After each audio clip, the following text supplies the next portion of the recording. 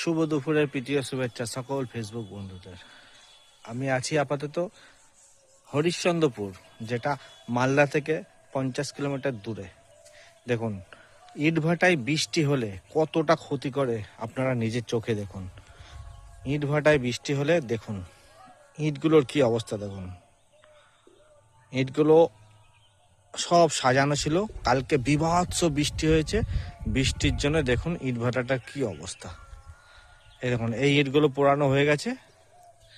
আর আসুন আমি আপনাদের দেখাচ্ছি ইট ভাটার ভিতর অংশটা কেমন হয় দেখতে। দেখুন ভাটা কেমন দেখতে হয় আপনারা নিজের চোখে দেখুন। এটা হচ্ছে পুরোটা ইট ভাটা, বুঝেছেন। এর ভিতরে ইটগুলোকে রেখে পোড়ানো হয়। এই দেখুন, বুঝতে পারছেন। এই দেখেন, এইগুলো সব ছাই, বুঝেছেন। এইগুলো হচ্ছে